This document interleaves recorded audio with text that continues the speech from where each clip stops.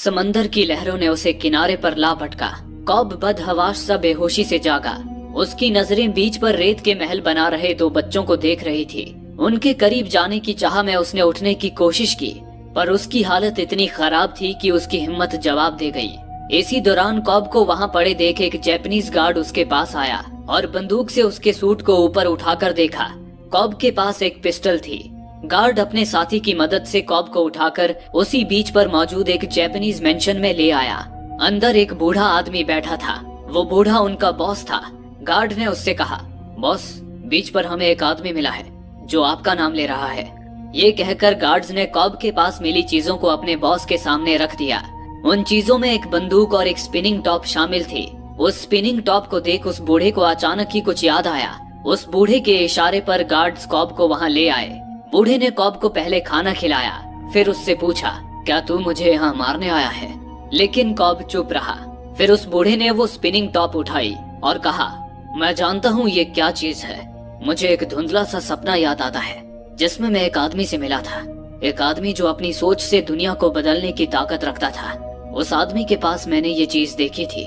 ये कहकर उस बूढ़े ने उस स्पिनिंग टॉप को घुमा दिया। तभी कॉब ने उसे ऐसे देखा मानो एक बड़ा रहस्य उसके सामने उजागर हो गया हो। इसी के साथ कहानी बीते वक्त में आ गई, जहां कॉब अपने पार्टनर आर्थर के साथ एक बिजनेस डील करने आया हुआ था। वो जिससे डील कर रहा था उस बिजनेसमैन का नाम था साइतो। कॉब ने साइतो के आगे एक प्रस्ताव रखा कि वो चोरों से उसकी हिफाजत कर सकता है। कॉब साइतो को जिन चोरों से सुरक्षा देने की बात कर रहा था वो कोई धन दौलत चुराने वाले आम चोर नहीं थे, बल्कि वो सपनों के चोर थे जो किसी के भी सपने में घुसकर उसके दिमाग से उसके सीक्रेट आइडियाज चुरा सकते थे।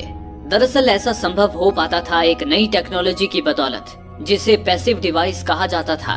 ये एक ड्रीम मशीन थी जो किसी इंसान को न सिर्फ उसके सपनों में ले जाती थी, बल्कि वो इंसान अपने सपनों को दूसरों के साथ शेयर भी कर सकता था। आम सपनों से अलग इन सपनों में इंसान का कॉन्शियस माइंड पूरी तरह एक्टिव रहता था, जिससे वो अपने सपने को पूरी तरह कंट्रोल कर सकता था। वो अपनी इमेजिनेशन से सपनों में जो चाहे वो क्रिएट कर सकता था। उसे सपने से जागने के बाद भी सब कुछ याद रहता था। ये ड्रीम मशीन एक ब्रीफ केस जैसे छोटे से बक्से में होती थी, जिसमें एक खास तरह की सेडेटिव यानी कि नींद की दवाई भरी होती थी। इस दवाई को अपने हाथों में इंजेक्ट करते ही इंसान गहरी नींद में चला जाता था और उसका कॉन्शियस माइंड सपनों की दुनिया में पूरी तरह एक्टिव हो जाता था, यानी कि वो सोते ही सपनों की दुनिया में जाग जाता था। दरअसल ये टेक्नोलॉजी किसी समय मिलिट्री ने अपने सैनिकों को ट्रेनिंग देने के लिए बनाई थी, ताकि सपने में सैनिकों के आगे ऐसी मुश्किल से मुश्किल परिस्थितियां खड़ी की जा सके जो असल दुनिया में संभव नहीं है।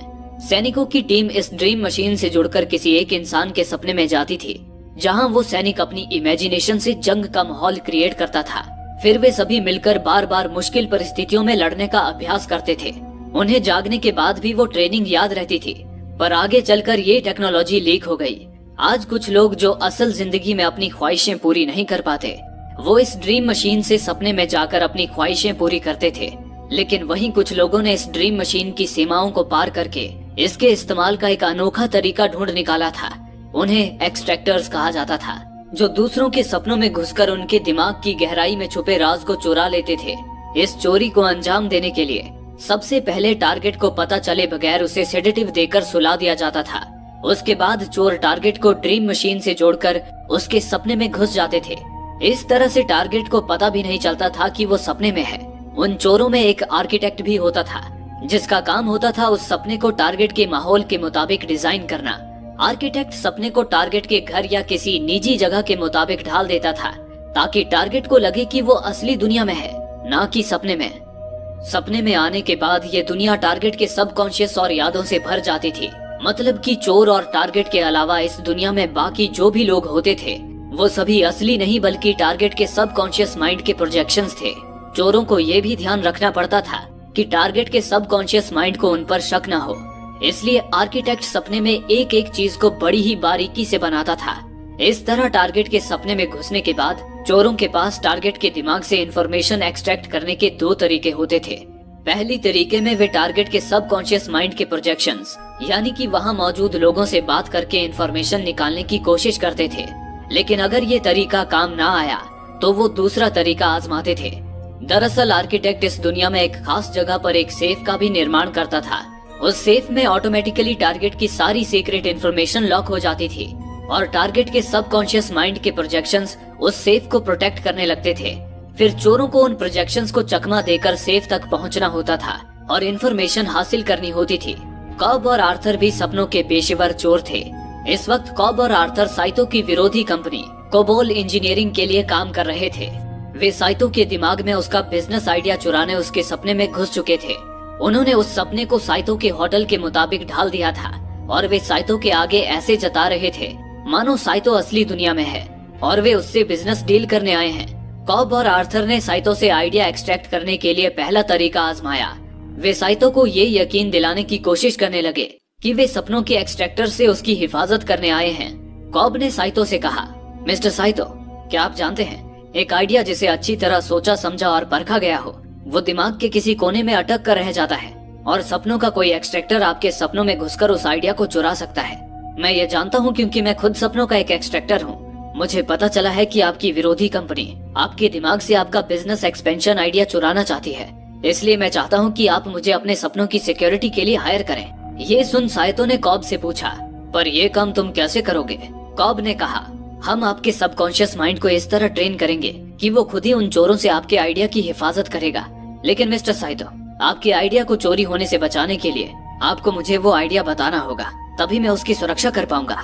ये सुनकर साइतो मुस्कुराया और बोला, जेंटलमैन, आप लोग पार्टी एंजॉय कीजिए, तब तक मैं आपके प्रस्ताव पर विचार करता हूँ। ये कहकर साइतो बाहर चला गया। साइतो का ये बिहेवियर देख कॉब और आर्थर को लगा जैसे साइतो को पता है कि वो सपने में है। तभी अचानक उस कमरे में उन्हें भूकंप का एक झटका सा महसूस हुआ और इसी के साथ उस सपने के बाहर का नजारा सामने आया, जहां कॉब, आर्थर और साइतो ड्रीम मशीन की मदद से सो रहे थे। वहीं नैश नाम का एक साथी उनकी देखरेख कर रहा था। वे लोग साउथ ईस्ट एशिया के किसी देश में मौजूद थे जहां उनके घर के बाहर दंगे फसाद हो रहे थे। बम के धमाकों से उनका घर हिलने लगा था, इसलिए सपने में भी ये झटके भूकंप की तरह महसूस हो रहे थे। इसी दौरान उधर सपनों की दुनिया में कॉब को एक औरत नजर आई। वो औरत कोई और नहीं बल्कि कॉब की पत्नी मैल थी, जिससे कॉब का एक बुरा अतीत जुड़ा हुआ था। मैल को वहाँ देख कॉब और आर्थर चिंतित हो उठे। कॉब ने आर्थर से कहा, तुम वापस अंदर जाओ, इसे मैं हैंडल करता हूँ। कॉब मैल के पास आया और पूछा, तुम यहाँ क्या कर रही हो? इस पर मैल ने कहा, मैं तो यहाँ तुम्हारी मदद करने आई हूँ, क्या तुम्हें मेरी याद नहीं आती? इस पर कॉब ने कहा, देखो मैं तुम्हें मिस करता हूँ, पर अब मैं तुम पर बिल्कुल भी भरोसा नहीं कर सकता। इस पर मैल ने कहा, मुझे एक बार आजमा कर तो देखो। ऐसे ही बातें करते हुए कॉब मैल के साथ एक कमरे में आ गया। कॉब ने मैल पर भरोसा करते हुए उसे एक चेयर पे बैठने को कहा और उस चेयर से रस्सी फंसाकर निचली मंजिल पे उतरने लगा। दरअसल साइतो से आइडिया चुराने का कॉब का पहला तरीका फेल हो चुका था, इसलिए वो दूसरा तरीका आजमाने लगा। अब वो सेफ तक पहुंचकर वहां से साइतो का आइडिया एक्सट्रैक्ट करने वाला था। कॉब रस्सी से लटककर सेफ वाले कमरे की खिड़की तक जाने लगा, लेकिन मैल ने कॉब को फिर धोखा दिया और चेयर से उठकर चली गई, जिससे कॉब गिरते गिरते बचा। कॉब किसी तरह खिड़की तोड़कर साइतो के सेफ तक पहुंचा, जहां उसे सेफ के अंदर साइतो के सीक्रेट्स की एक फाइल मिल गई। वो उस फाइल को नकली फाइल से बदलने लगा, पर तभी साइतो वहां आ धमका। कॉब ने उसे देखते ही उस पर गन तान दी, पर वहां साइतो के साथ मैल भी मौजूद थी और साइतो के आदमियों ने आर्थर को भी धर दबोचा था। मैल ने साइतो को सारी हकीकत बता दी थी कि कॉब साइतो के सीक्रेट्स चुराने आया है। मैल ने आर्थर को अपनी बंदूक के निशाने पे ले लिया और कॉब से गन नीचे करने को कहा, पर कॉब बोला, ये तो सपना है मैल, आर्थर को मारने से वो बस जाग जाएगा। इस पर मैल ने कहा, बेशक इसे मारने से ये जाग जाएगा, लेकिन दर्द का क्या? वो तो दिमाग की ही उपज है, क्या ये दर्द सहन कर पाएगा? ये कहकर मैल ने आर्थर के पैर पर शूट कर दिया। आर्थर दर्द से कुलबुला उठा, लेकिन इससे पहले कि मैल आर्थर को और दर्द देती, कॉब ने आर्थर के सिर पर गोली मारकर उसे नींद से जगा दिया। इसी के साथ साइतो के सबकॉन्शियस माइंड को खतरे का अंदाजा हो गया और उसके प्रोजेक्शंस कॉब पर हमला करने लगे। कॉब किसी तरह उनसे पीछा छुड़ाने की कोशिश करने लगा। दूसरी ओर सपने से जागते ही आर्थर ने नैश से कहा, हमारा प्लान फेल हो चुका है, जल्दी कॉब को जगाओ। इस पर नैश ने कॉब को हिला डुलाकर उसे जगाने की कोशिश की, लेकिन कॉब नहीं जागा। दरअसल ड्रीम मशीन से सपने में जाने के बाद सेडेटिव का असर खत्म होने से पहले किसी को भी जगाना मुश्किल था। वो तभी जाग सकते थे जब सपने में उनकी मौत हो जाए या फिर उन्हें किक दी जाए। किक का मतलब था सपने देख रहे व्यक्ति के शरीर को गिरने का एहसास कराना, जैसे बेड से गिराकर या पानी में गिराकर या कुर्सी से धक्का देकर। ऐसा करने से सपने में भी उस व्यक्ति को गिरने या पानी में डूबने का एहसास होता था और उसका दिमाग उसे उस सपने से बाहर खींच लाता था। लेकिन नैश के कॉब को किक देने से पहले ही उधर सपने में साइतो के सिर पर बिल्डिंग की छत गिरी, जिससे साइतो कॉब से पहले ही जाग उठा और आर्थर पर अपनी बंदूक तान दी। इस दौरान उधर सपने में कॉब ने साइतो के प्रोजेक्शन से पीछा छुड़ाकर उसकी सीक्रेट फाइल खोली, लेकिन कॉब ये देखकर भौचक्का रह गया कि साइतो ने अपने सारे सीक्रेट्स को ब्लैक मार्कर से ढक रखा था। यानी कि साइतो को मालूम था कि कॉब उसके सीक्रेट्स चुराने आया है, इसलिए उसने अपने सीक्रेट्स को छुपा दिया था। इसी के साथ उधर नैश ने कॉब को जगाने के लिए उसे पानी से भरे टब में गिराकर उसे किक दी, जिससे सपनों की दुनिया में भी पानी भर गया और कॉब सपने से बाहर निकल आया। पर तब तक साइतो ने नैश पर भी हमला करके उसे पकड़ लिया था। लेकिन तभी कॉब ने पीछे से साइतो को धर दबोचा और एक बार फिर उसे कंट्रोल में ले लिया। कॉब ने साइतो से पूछा, अगर तुम जानते थे कि हम तुम्हारा सीक्रेट चुराना चाहते हैं, फिर तुमने हमें सेफ तक पहुंचने ही क्यों दिया? इस पर साइतो ने मुस्कुराकर कहा, मैं तो तुम्हारा ऑडिशन ले रहा था। कॉब ने पूछा, ऑडिशन? मगर किस लिए? साइतो बोला, अब उससे क्या फर्क पड़ता है, क्योंकि तुम तो फेल हो चुके हो। तभी उसी पल एक चौंकाने वाला नजारा सामने आया। कॉब, आर्थर, नैश और साइतो तो ड्रीम मशीन की मदद से अब भी एक ट्रेन में सो रहे थे और वहाँ एक टीनेज लड़का उनकी देखरेख कर रहा था। यानी कि अभी अभी कॉब और आर्थर साइतो के जिस सपने से लौटे थे वो सपने का दूसरा लेवल था और अभी वे लोग जिस सपने में हैं वो पहला लेवल है। दरअसल ड्रीम मशीन की मदद से सपने के अंदर भी एक और सपने में जाना मुमकिन था। इसे मल्टी लेयर्ड ड्रीम कहा जाता था। ड्रीमर्स केवल एक या दो नहीं बल्कि सपने के कितने भी लेवल अंदर तक जा सकते थे। लेकिन सपनों की गहराई में उतरने से ड्रीमर का कॉन्शियस माइंड हकीकत को भूलने लगता था और उसे सपनों की वो दुनिया ही हकीकत लगने लगती थी। यहाँ तक कि जगाने के बाद भी वो फर्क नहीं कर पाता था कि ये हकीकत है या सपना।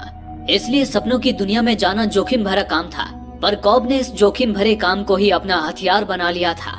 वो साइतो को सपने की गहराई में ले गया था ताकि साइतो का कॉन्शियस माइंड सपने और रियलिटी में फर्क भूल जाए और उसे वो दुनिया ही रियल लगे।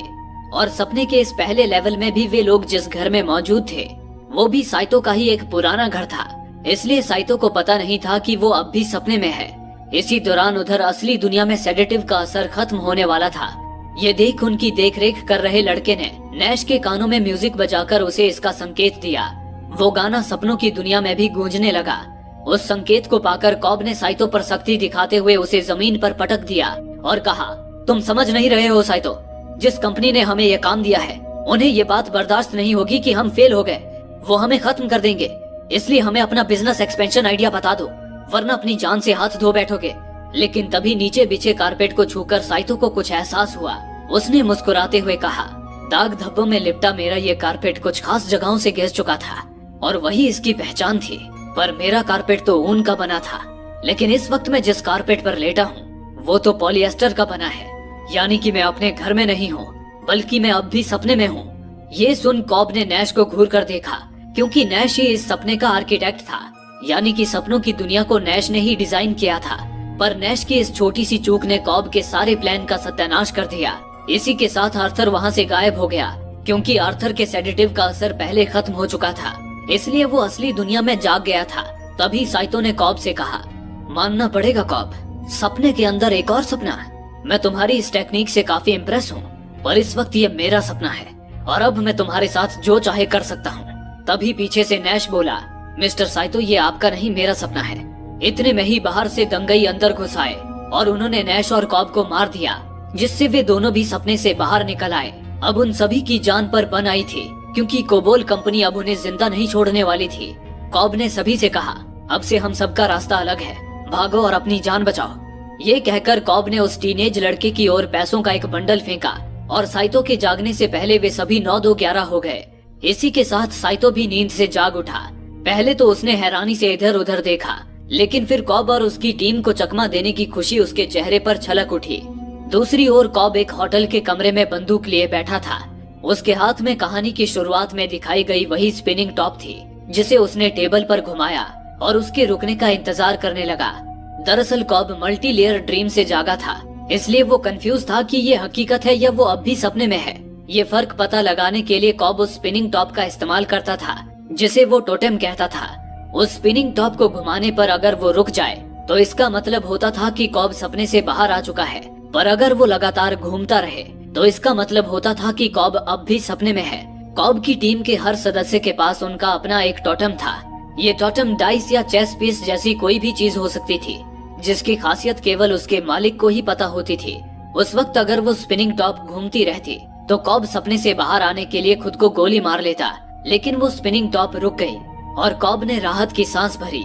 इसी दौरान कॉब को उसके बच्चों का कॉल आया। अपने बच्चों से बात करके कॉब के चेहरे पर रौनक आ गई, क्योंकि कॉब सालों से अपने बच्चों से नहीं मिला था। इसकी वजह थी बीते वक्त में कॉब और उसकी पत्नी मेल के साथ हुई एक घटना, जिसने कॉब को अपराधी बना दिया था और कॉब को देश छोड़कर भागना पड़ा था। इसलिए वो अपने बच्चों से भी मिलने नहीं जा सकता था। उसके बच्चे लॉस एंजलिस में अपनी दादी के घर पर रहते थे। कॉब ने अपने बच्चों को झूठा दिलासा दिया कि वो जल्द ही घर लौटेगा और फोन कट कर दिया। इतने में ही आर्थर वहां आ पहुंचा। आर्थर को अकेले देख कॉब ने पूछा, नैश कहाँ है? इस पर आर्थर बोला, मुझे नहीं पता, क्या हमें उसका इंतजार करना चाहिए? पर कॉब ने कहा, हमारे पास वक्त नहीं है। कोबोल कंपनी के लोग किसी भी वक्त हमें मारने यहाँ पहुँचते होंगे। इसके बाद कॉब और आर्थर फौरन टेरेस पर आ गए, जहाँ उन्होंने भागने के लिए एक हेलीकॉप्टर बुलवा रखा था। पर तभी वहाँ मौजूद एक आदमी ने जब हेलीकॉप्टर का दरवाजा खोला तो अंदर देख वे भौचक्के रह गए। उस हेलीकॉप्टर में तो साइतो मौजूद था और उसने नैश को पकड़ रखा था।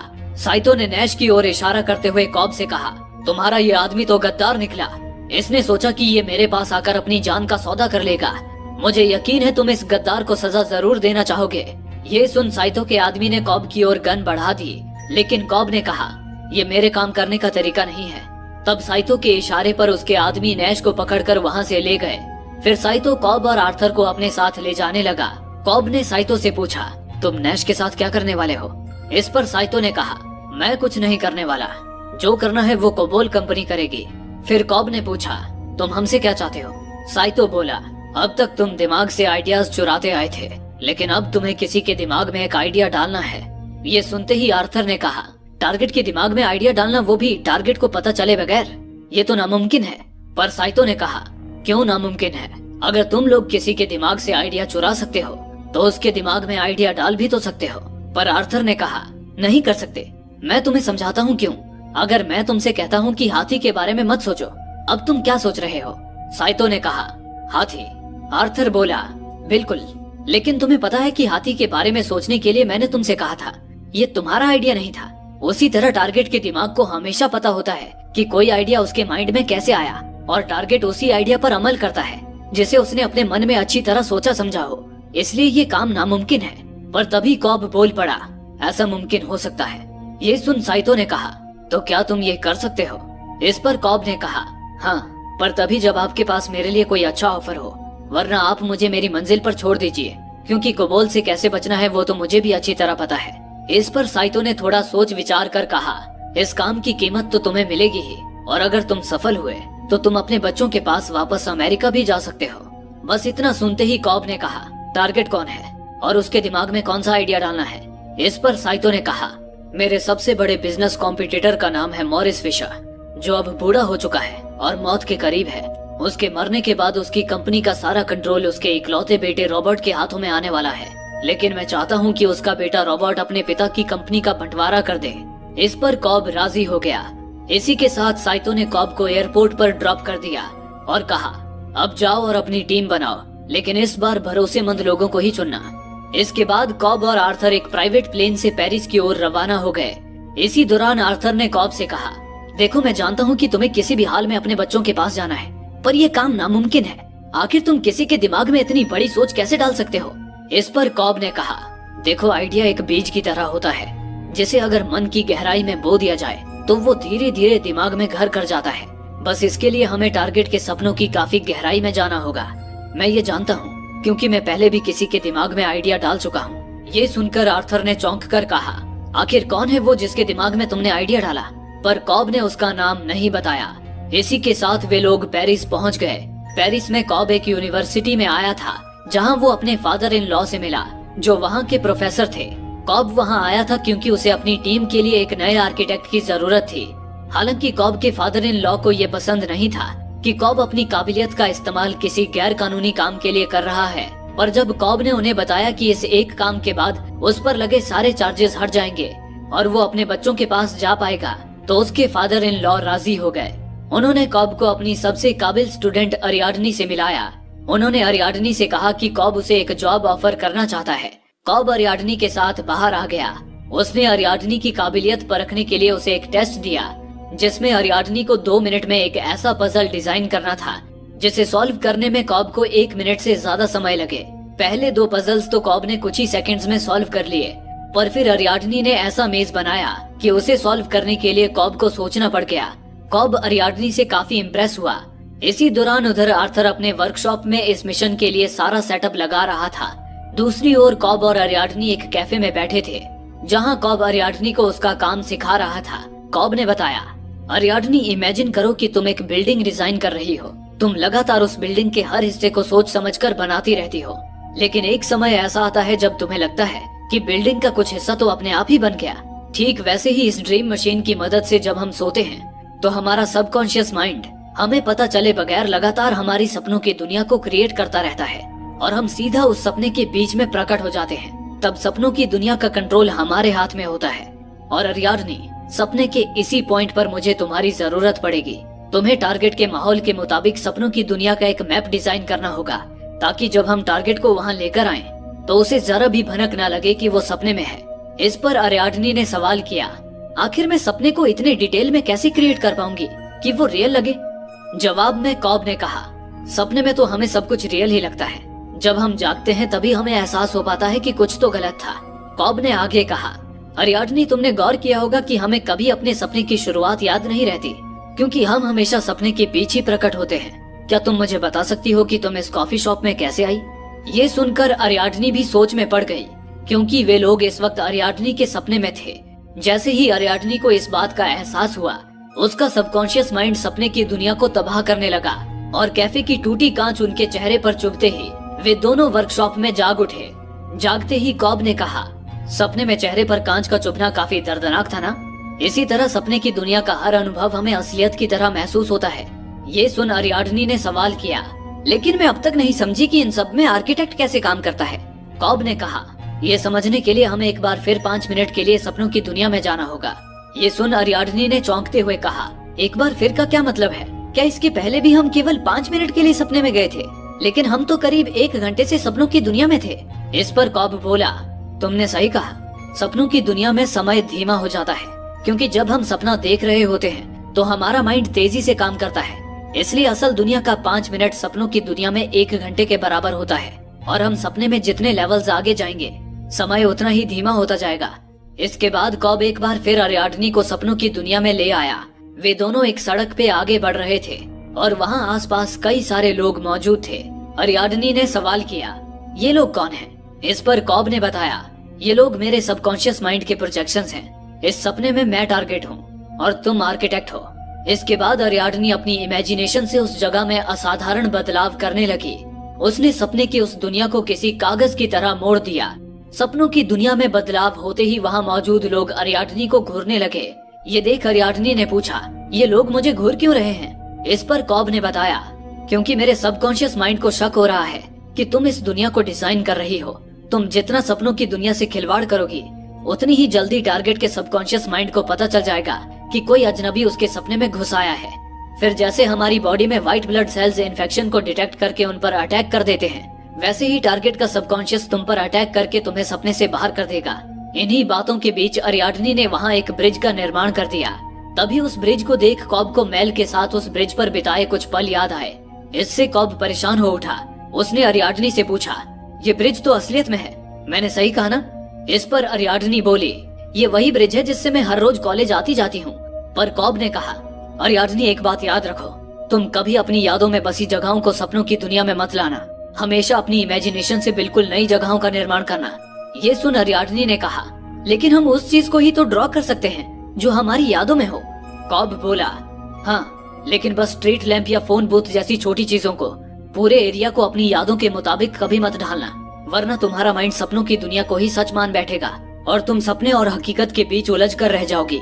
इतने में ही वहाँ मौजूद लोगों ने कॉब और अरियाडनी को पकड़ लिया और तभी अचानक भीड़ में से मेल निकल कर आई और उसने अरियाडनी को चाकू घोंप दिया, जिससे अरियाडनी गहरी सांसें भरती हुई सपने से जाग उठी। अरियाडनी ने चिढ़कर कॉब से कहा, आखिर वो औरत कौन थी? लेकिन कॉब उसे टालता हुआ वहाँ से चला गया।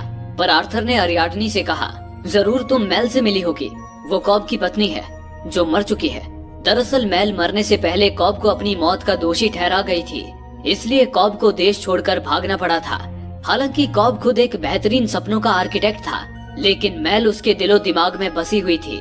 उसका सबकॉन्शियस माइंड बार बार मेल को सपने में ले आता था और मेल उसके प्लान पर पानी फेर देती थी। इसलिए कॉब इस मिशन के लिए सपनों की दुनिया को अरियाडनी से डिजाइन करवाना चाहता था, ताकि उसे सपनों की दुनिया की ज्यादा जानकारी ना हो और उसका सबकॉन्शियस माइंड मेल को वहाँ ना ला पाए। अब अरियाडनी के रूप में कॉब को एक अच्छी आर्किटेक्ट तो मिल चुकी थी, पर अब उसे जरूरत थी एक फॉर्जर यानी कि बहरूपिये की। इसलिए अब उसने मोम्बासा की ओर रुख किया।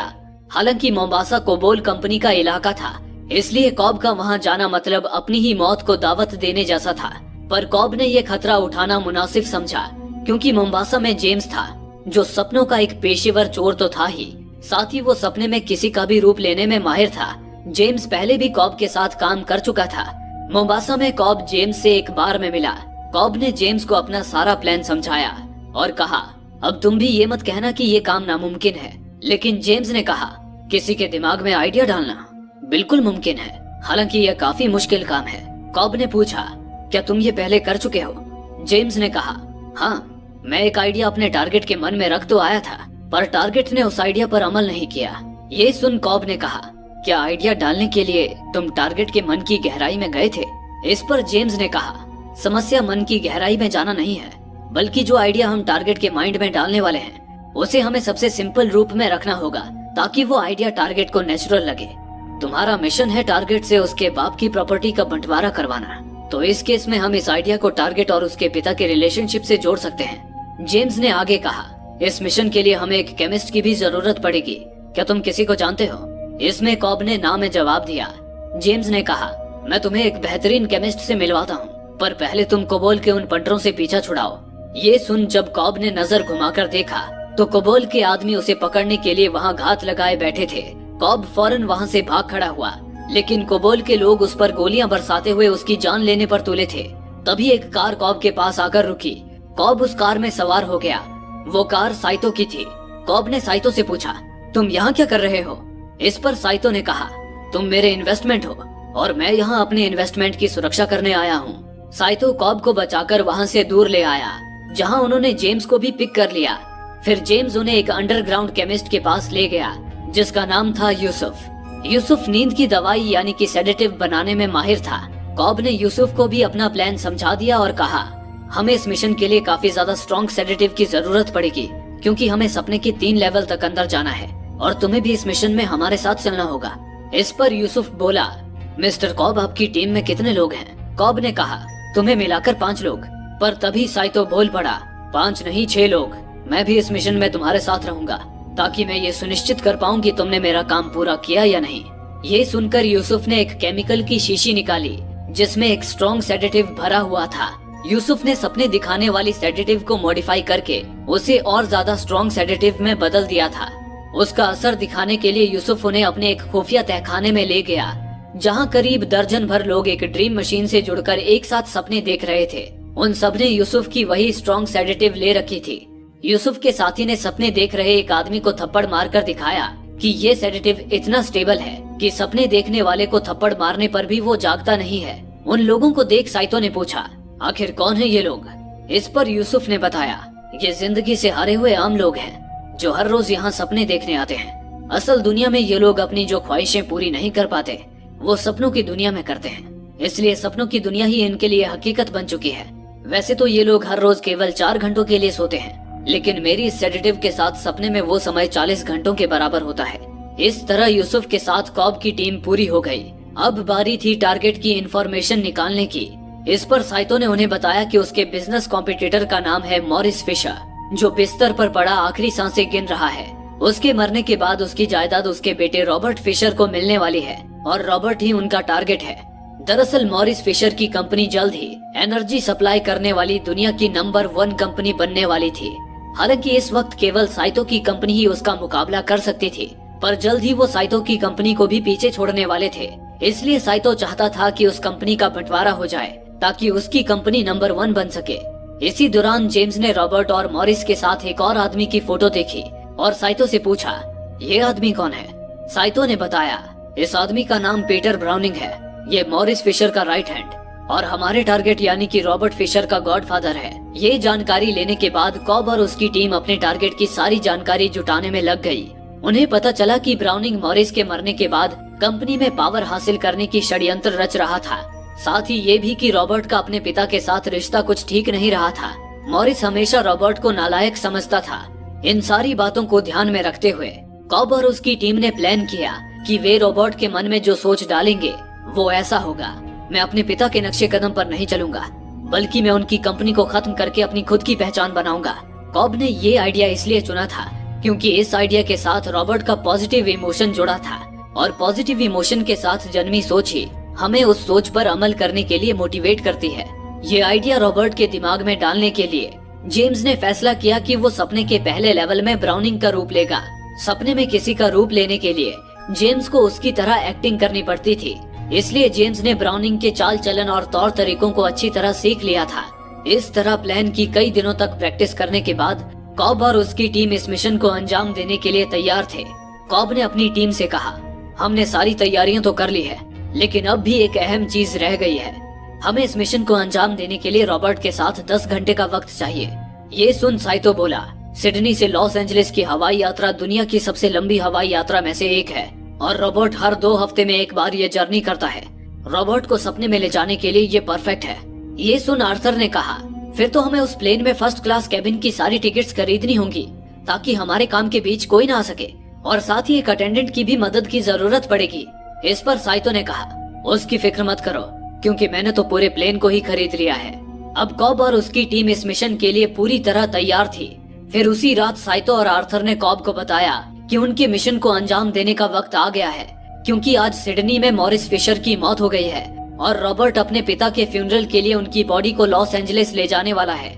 इसी के साथ वे सभी एयरपोर्ट पर जा पहुंचे, लेकिन प्लेन में सवार होने से पहले कॉब ने साइतो से कहा, मिस्टर साइतो, ये फ्लाइट हमें 10 घंटे में लॉस एंजलिस पहुंचा देगी, पर वादे के मुताबिक अगर आपने मेरा केस रफा दफा नहीं किया तो मैं एयरपोर्ट पर लैंड होते ही पकड़ा जाऊंगा और हमेशा के लिए जेल में सड़ूंगा। इस पर साइतो ने कहा, तुम बस अपना काम पूरा करो। लॉस एंजलिस पहुंचते ही मुझे बस एक फोन कॉल करना होगा और तुम्हारे ऊपर लगे सारे इल्जाम मिट जाएंगे। इस वादे के साथ कॉब और उसकी टीम प्लेन में सवार हो गई। वे सभी अपने टारगेट यानी कि रॉबर्ट के आसपास की ही सीटों पर बैठे थे। इसी दौरान एक अटेंडेंट जो कॉब के लिए ही काम कर रही थी, उसने रॉबर्ट को एक ड्रिंक लाकर दी। उस ड्रिंक में कॉब ने सेडेटिव मिला दिया था। उसे पीते ही रॉबर्ट गहरी नींद के आगोश में चला गया। इसी के साथ वे सभी ड्रीम मशीन से जुड़कर रॉबर्ट के साथ सपनों की दुनिया में आ गए। ये पहला सपना यूसुफ का था। प्लान के मुताबिक सपने के इस पहले लेवल में उन्हें रॉबर्ट को किडनैप करना था। इस काम के लिए आर्थर और साइतो ने एक टैक्सी को हाईजैक किया और वो टैक्सी लेकर आगे एक स्क्वायर पे पहुंचे। वहाँ टैक्सी का वेट कर रहा रॉबर्ट उनकी टैक्सी में आकर बैठ गया। इतने में ही जेम्स भी उस टैक्सी में घुस गया और उन्होंने रॉबर्ट पर बंदूक तानकर उसे किडनैप कर लिया। लेकिन तभी वहाँ कुछ ऐसा हुआ जिसकी उन्होंने बिल्कुल भी उम्मीद नहीं की थी। वहाँ कुछ हथियारबंद लोग आ धमके और वे रॉबर्ट को बचाने के लिए आर्थर, जेम्स और साइतो पर अंधाधुंध फायरिंग करने लगे। दरअसल वे लोग रॉबर्ट के सपनों के सिक्योरिटी गार्ड्स थे, यानी कि किसी एक्सट्रैक्टर ने पहले ही रॉबर्ट के सबकॉन्शियस माइंड को सपनों के चोरों से सुरक्षा की ट्रेनिंग दे रखी थी। कॉब और उसकी टीम अब एक बड़ी मुसीबत में फंस चुके थे। वे लोग इस मुसीबत से कैसे निकलते हैं, ये जानने के लिए फिल्म का अगला भाग जरूर देखिए। दोस्तों, इस वीडियो का अगला भाग आपसे मिस ना हो, इसलिए चैनल को सब्सक्राइब करने के बाद नोटिफिकेशन बेल पर क्लिक करें और ऑल का ऑप्शन सिलेक्ट कर लें ताकि नेक्स्ट वीडियो की नोटिफिकेशन आप तक पहुंच सके।